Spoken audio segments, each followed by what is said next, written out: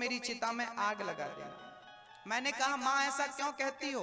उस माँ ने कहा बेटा मेरा एक बेटा है, बहू भी है, नाती पोता सब है, परंतु मेरा बेटा मुझे गिलास भर पानी नहीं देता, बहू 2 रोटी नहीं देती, तो जिंदा मैं पानी नहीं पिलाया, रोटी नहीं खिलाई, ऐसे बच्चों से मरने के बाद आग लेने से क्या फायदा? मैं नहीं चाहती कि ऐसा बेटा मुझे मेरी चिता पे आग लगाए। जिसने मेरे जीते जी गिलास भर पानी नहीं पिलाया, रोटी नहीं खिलाई, उससे मैं आग लेकर क्या करूंगी? वो कहती है कि आप मुझे मेरी चिता में आग लगाना। तब मुझे लगा कि पहले मुझे इन माँ की सेवा करनी चाहिए और इन माँ का पुत्र बनकर सेवा करूंगा, तब मैं इन सभी माताओं की इच्छा पूरी कर पाऊंगा। इन माओं का दर्द मैंने देखा, इन माओं की पीड़ा जब हमने सुनी, तब भगवान ने हमसे कहा, बिहारी जी ने, कि आप वृंदावन में जल्दी से वृद्धाश्रम बनाओ और इन माओं को यहाँ लाकर इनकी सेवा करो। तो इन तमाम वृद्ध माताओं के लिए वृंदावन में एक आश्रम बन रहा है, जहाँ वृद्ध माताओं की सेवा, रहने की, खाने की संपूर्ण व्यवस्था जीवन भर की, कोई तकलीफ नहीं है। आप में से भी ऐसी कोई माँ हो जिसका बेटा बहू सताता हो और आपको जरूरत हो तो आप आना, मैं आपका बेटा बनकर आपकी सेवा करूंगा।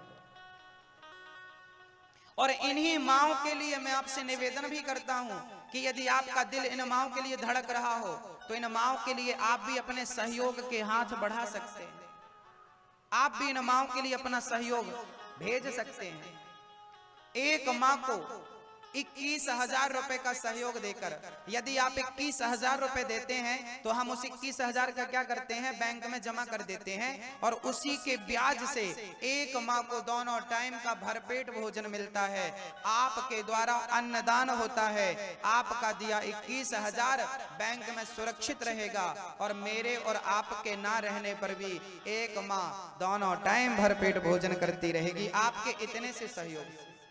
यदि आप चाहते हैं कि किसी माँ को आप भोजन की व्यवस्थाएं करें, आप किसी एक माँ को सेवा दें, तो आप दोनों टाइम का भोजन दे सकते हैं एक माँ को।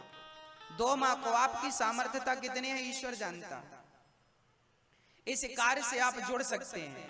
आप बताइए क्या इन वृद्ध माताओं की सेवा जो हमने करने का संकल्प लिया है, क्या वो सही है या गलत? आप बताइए। सही है तो हाथ उठाइए, सही है। आशीर्वाद दीजिए कि मैं ये काम करता रहूं आखिरी श्वास तक। मैं ये आपको नहीं लगता कि सही है काम? तो हाथ उठाओ ना मेरी माँ और मुझे आशीर्वाद दो कि मैं ये काम मेरी आखिरी श्वास तक मैं करता रहूं और वृद्ध माताओं की होंठों पे मुस्कान देता रहूं, लाता रहूं। आपका प्यार, आपका सहयोग ही इस कार्य को आगे बढ़ा सकता है।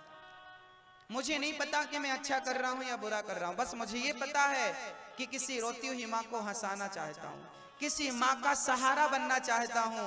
रोटी छीनना तो बहुत लोगों ने सीखा है, किसी की थाली में रोटी डालना ये आप सीख लीजिए। किसी माँ की थाली तक रोटी पहुंचा दीजिए, सहयोग कर लीजिए किसी एक माँ का।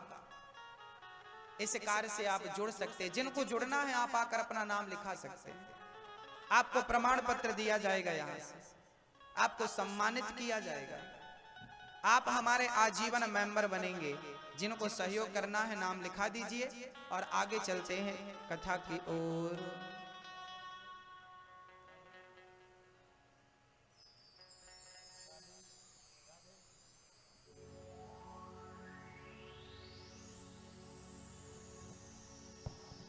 राधे बोले वृंदावन बिहारी लाल की, श्रीमद् भागवत महापुराण की। बिहार के लोग जयकारा लगाने में बहुत पीछे है, बात क्या है? भगवान का जयकारा ऐसे स्वच्छ लगाना चाहिए कि कम से कम 1 किलोमीटर तक ध्वनि जाना है।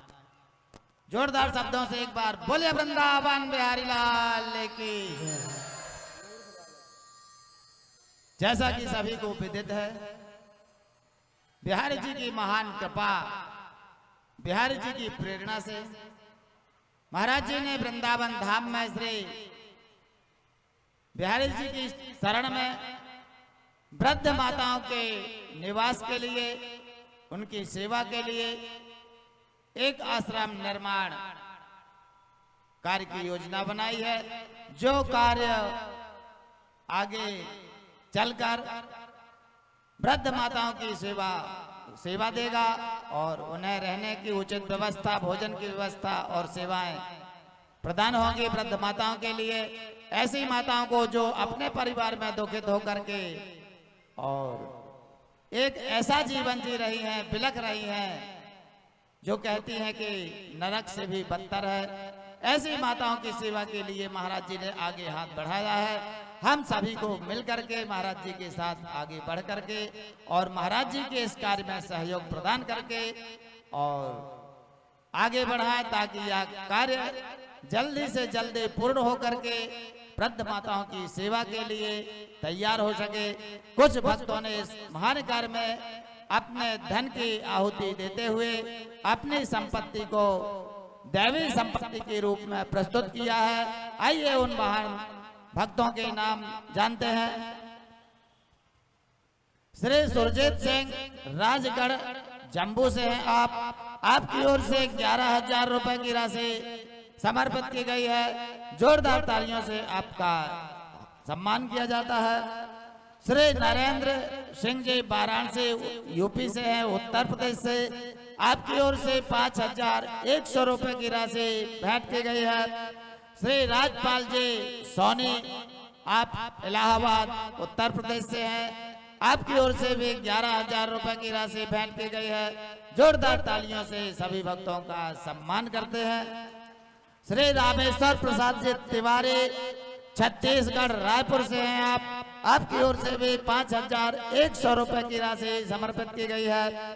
श्री विजय जी सेठी दिल्ली से है, आपकी ओर से भी 5,100 रुपए की राशि समर्पित की गई है। जोरदार तालियों से आप सभी का हार्दिक सम्मान किया जा रहा है।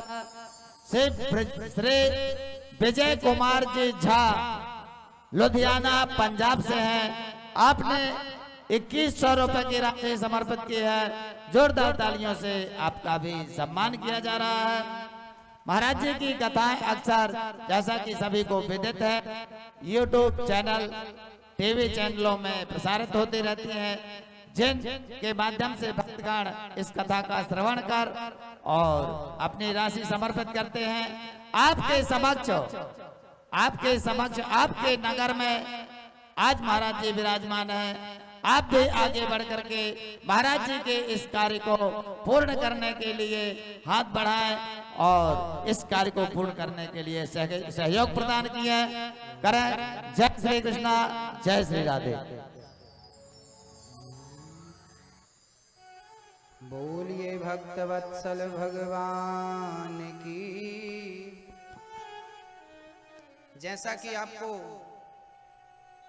पता है कि ये कथा भी आप सभी की है, इसलिए आपके 2 दायित्व हैं।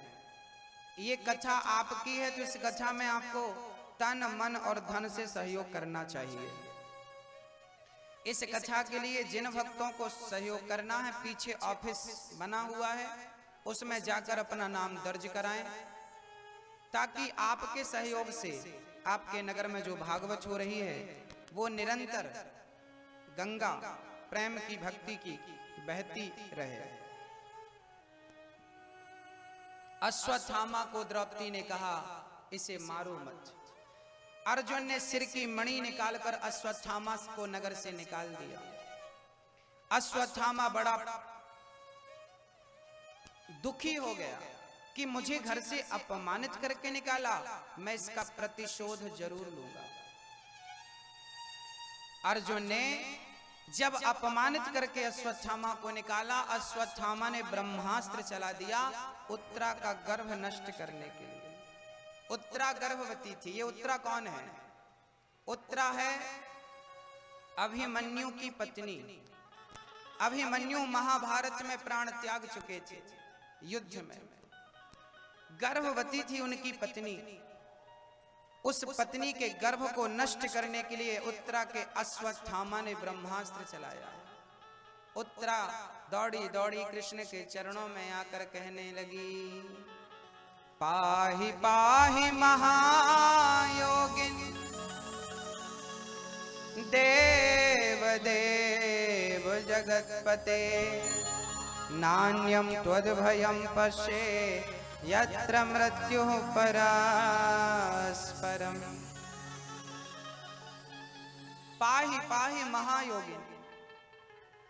उत्तरा चरणों में गिर पड़ी, कन्हैया मेरा छोटा सा बच्चा अभी जन्म भी नहीं लिया, उदर में है, और अश्वत्थामा ने उस बच्चे को मारने के लिए ब्रह्मास्त्र चला दिया। हे प्रभु, हे दीनानाथ, दीन बंधु, पतित पावन, भक्त वत्सल, करुणा निधान, मेरे पुत्र की रक्षा करो।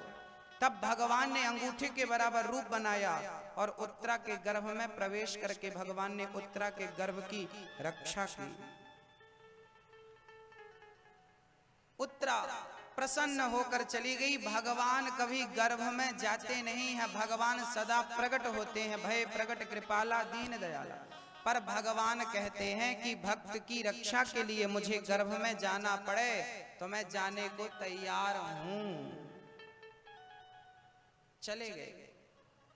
अब भगवान उत्तरा के गर्भ की रक्षा तो करते हैं, साथ ही भगवान अब द्वारिका जाने की तैयारी करने लगे। द्वारिका जाने की तैयारी। तभी कुंती बुआ हाथ जोड़ करके खड़ी हो गई। कृष्णाय वासुदेवाय हरये परमात्मने प्रणतक्लेशनाशाय गोविंदाय नमो नमः। कृष्णाय वासुदेवाय देवकी नंदनाय च नंद गोप कुमाराय गोविंदाय नमो नमः। आज कुंती बुआ हाथ जोड़कर खड़ी हैं। कन्हैया बोले, बुआ जी आप मेरी माँ हो, बुआ हो, आप मेरे सामने हाथ जोड़ के क्यों खड़ी हो? कुंती ने कहा, कन्हैया आज मैं तुझसे कुछ मांगना चाहती हूँ। क्या मांगना चाहती हो बुआ? मांगो, मैं तो तैयार हूं, बोलो क्या चाहती हो? कुंती बुआ ने कहा, केशव मुझे कुछ ज्यादा नहीं, थोड़ी सा चाहिए। क्या मांगो तो सही बुआ। भक्तों, आज कुंती मां ने वो मांग लिया जो भगवान के पास था ही नहीं देने के लिए। कुंती ने कहा, कन्हैया मुझे दुख चाहिए, दुख दे दो। कन्हैया बोले, मां आपने जब से होश संभाला है दुख ही दुख तो पाया है। लाक्षागृह में बंद करके कौरवों ने आग लगा दी, क्या ये दुख कम था? जब से होश संभाला दुख मांगा, दुख मिला, फिर भी मुझसे दुख मांगती हो। कुंती बुआ ने कहा, कन्हैया जीवन में जब जब सुख आया उस सुख में मुझे तू नजर नहीं आया, पर जब जब दुख आया उस दुख में तू मुझे मेरे करीब नजर आया। ऐसे सुख का क्या करूं जिस सुख में मेरा कृष्ण ही ना हो। दुख अच्छा है, कम से कम तेरा दर्शन तो होता रहता। ऐसे सुख पर पत्थर पड़े जो कृष्ण हृदय से जाए, बलिहारी वा दुख की जो पल पल नाम जपाए। दुख में सुमिरन सब करे, सुख में करे न कोई। जो सुख में सुमिरन करे सो दुख काहे को हो। हमें सुख नहीं चाहिए, हमें दुख में चाहिए। दुखों से अगर चोट खाई ना होती तो कन्हैया तेरी याद हमको आई ना होती। कन्हैया से कुंती बुआ ने कहा, भरी सभा में मेरी बिटिया की लाज लूटनी चाहिए कौरवों ने। वो दुख ना होता तो क्या आप आते मेरी रक्षा करने? भरी सभा में द्रौपदी की लाज लुट रही है। द्रौपदी बुला रही है, कहाँ जा छिपे हो प्यारे कन्हैया, यहाँ लाज मेरी लूटी जा रही है। भरी सभा में द्रौपदी की लाज लूटनी चाहिए। द्रौपदी, अच्छा एक बात बताइए, द्रौपदी ने भरी सभा में जब साड़ी खींची तो भगवान को बुलाया, तो ये बताइए कि द्रौपदी ने बुलाने में देर लगाई है या श्री कृष्ण ने आने में देर लगाई है? बताइए। द्रौपदी ने बुलाने में देर लगा दी। द्रौपदी ने पहले किसे बुलाया? गुरु द्रोण बोलो, पितामह बोलो, तुमसे तुम्हारी ये बहू पूछते हैं। पांचों पति आज बैठे सभा में, पांचों पति आज बैठे सभा में, महलों की रानी लूटी जा रही है। द्रौपदी ने गुरु जी को बुलाया, गुरु द्रोण बोलो, गुरु जी ने नहीं बोला। पितामह बोलो, पितामह आप बोलो, देखो मेरी साड़ी। पितामह ने सिर नीचा कर लिया। भीष्म पितामह, कोई नहीं आया। तब द्रौपदी कहने लगी, जिन्होंने कभी मेरी सूरत न देखी, वो देखेंगे आज बदन मेरा नंगा। द्रौपदी ने कहा कि यदि मेरी साड़ी खिंच गई तो जिन्होंने कभी मेरी शक्ल नहीं देखी थी, क्योंकि मैं घूंघट डाल के रहती थी, आज वही लोग मेरे शरीर को निर्वस्त्र देखेंगे। जिन्होंने कभी मेरी सूरत न देखी, वो देखेंगे आज बदन मेरा नंगा। जुआ में पति जी मेरे हारे हैं बाजी, महलों की रानी लूटी जा रही। जब कोई नहीं आया। अच्छा, जब द्रौपदी की साड़ी खिंच रही थी उस समय भगवान कृष्ण कहां थे? बताओ कहां थे? आप बताओ। कोई कहता है हस्तिनापुर में थे,